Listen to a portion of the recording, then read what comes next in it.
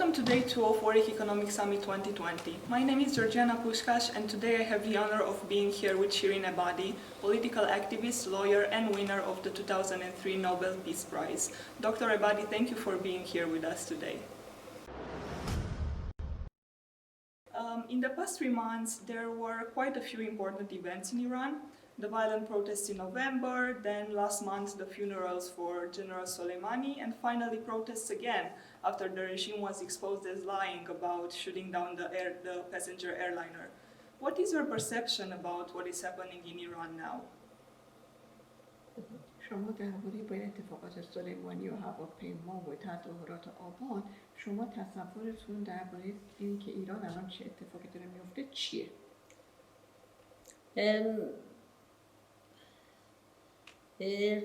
چند ماه قبل دولت ایران به طور ناگهانی و یک شبه بهای بنزین را 3 برابر کرد. مردم اعتراض کردن، به چندین میلیون به خیابان آمدن.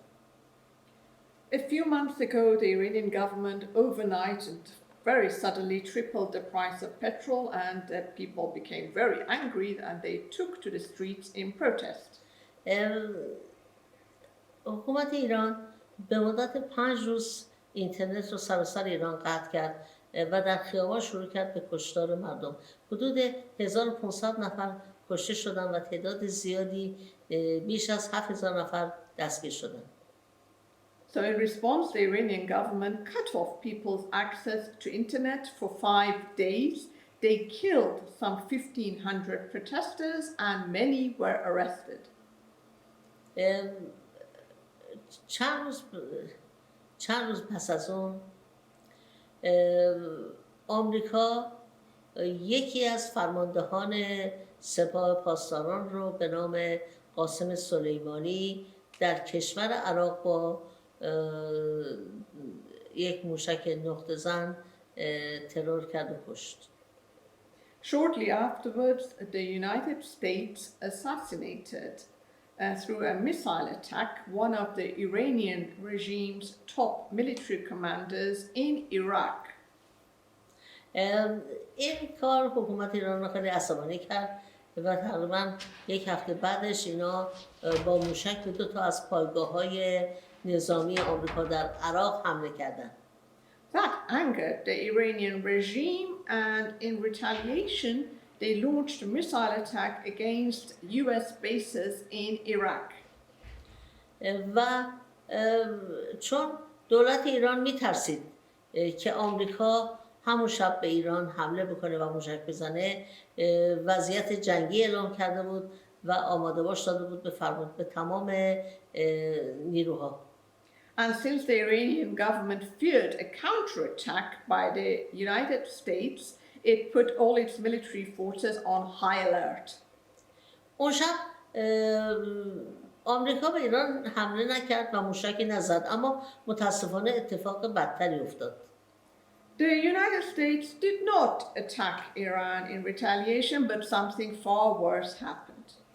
دولت ایران بایستی پرواز هواپیماهای مسافری رو چون وضعیت رو جنگی اعلام کرده بود بایستی متوقف میکرد، اما این کار رو نکرد و هنگامی که یک هواپیمای مسافری اوکراینی از تهران بلند میشد، چند دقیقه بعدش در سر موشک سقوط کرد و همه مردن.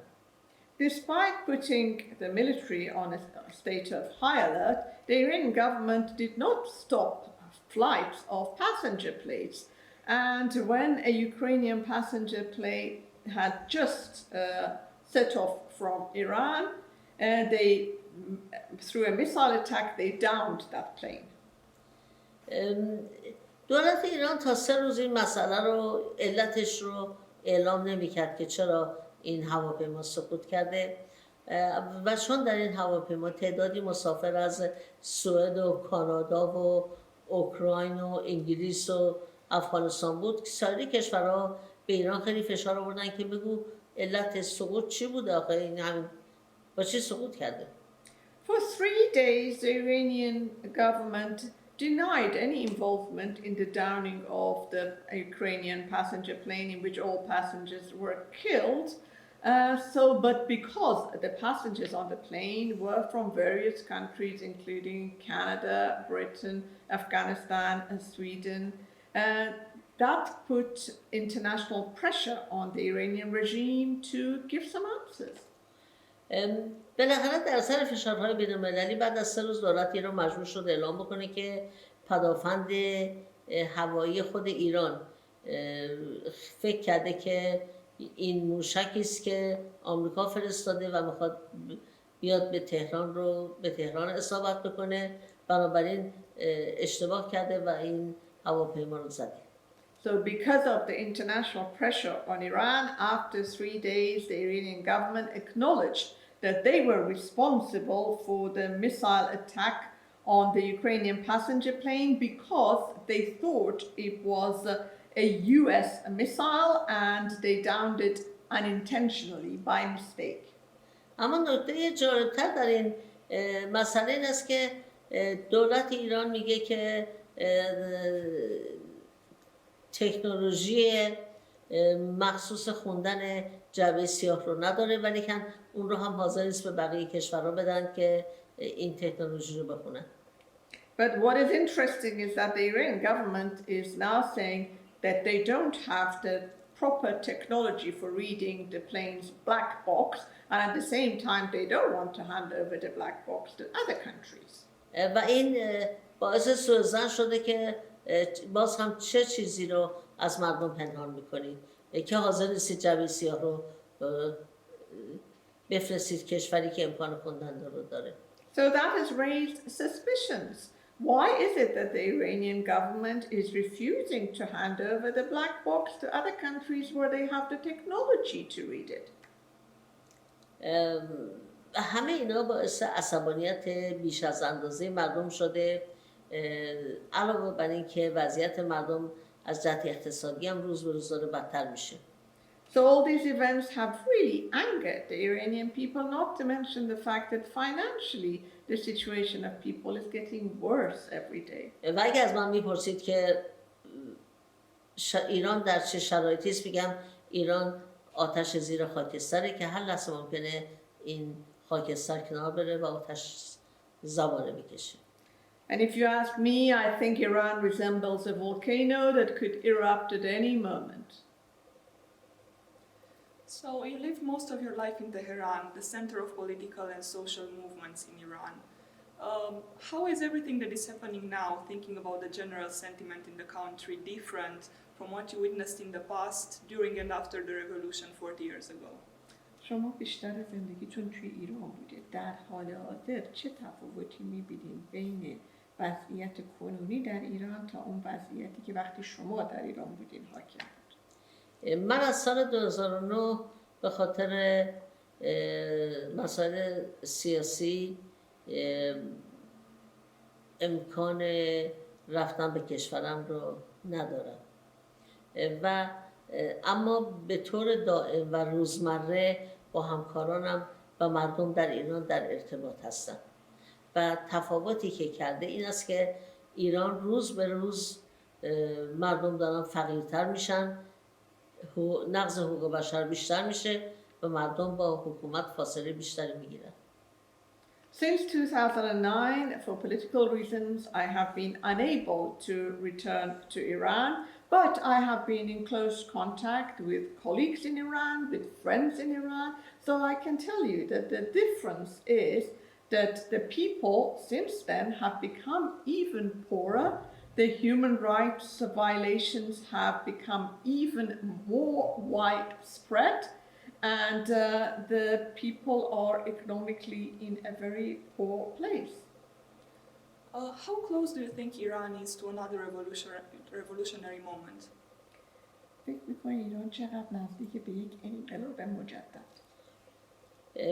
مردم ایران از این حکومت ناراضی هستن و میخوان اون رو عوض بکنن، اما انقلاب هم نمیخوان، برای اینکه از کشتار خسته شدن. The Iranian people are very unhappy with the regime But they don't want another revolution because they are tired. They don't want any more violence. به همین دلیل مردم ایران خیلی مسالمت‌آمیز رفتار میکنن، توی خیابون میان فقط شعار میدن و این حکومتی که خشونت میکنه. بنابراین اگر انقلابی بشه این انقلاب رو حکومت خودش تحمیل کرده.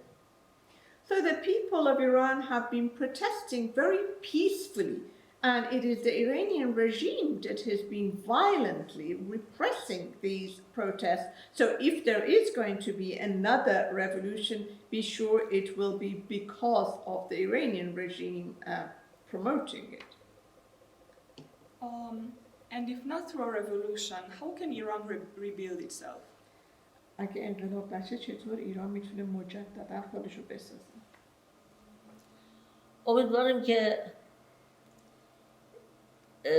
بدون خونریزی قانون اساسی عوض بشه و ساختار سیاسی حکومت عوض بشه و این اتفاقی است که تاریخ نشون داده ممکنه بیفته. مثلا نگاه کنید به اروپای شرقی چطور دموکرات شد، یا نگاه کنید به آفریقای جنوبی. We hope that the constitution and the political structure in Iran will change without any bloodshed. And it could happen. For instance, look at Eastern Europe, look at South Africa. These changes did happen without any bloodshed.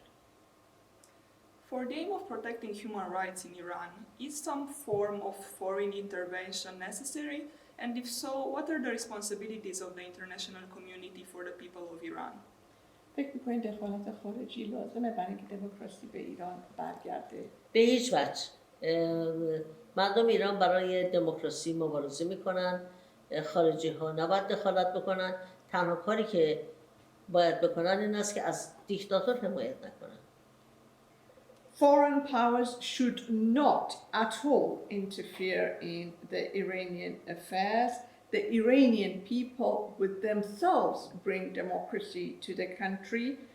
All the West can do is not to support dictators. Talking about women's rights in particular, from your perspective, do you think women are more disadvantaged now by the regime than they were in other periods of Iran's more recent past? فکر می‌کنی الان وضعیت زنان بدتر از قبل بوده از انقلاب به بعد؟ انقلاب 1979 باعث شد که زنان ایران بسیاری از حقوقی که داشتن از دست بدن. 1979 revolution deprived Iranian women of many laws that they had in their favor. و قوانین خیلی بدی علیه زنان تصویب شد. از جمله اینکه یه مرد میتونه 4 تا زن بگیره بدون عضو موجه زنش رو طلاق بده، اما طلاق گرفتن برای زن بسیار دشواره. And instead they adopted series of discriminatory laws against women. For instance, a man was given permission to have up to 4 wives should he choose to, and divorce any of his wives whenever he chooses to do so. Looking again at the protests going on right now, what is at stake for women's rights? این تظاهرات کنونی چه تأثیر بر جنبش و حقوق زنان داره؟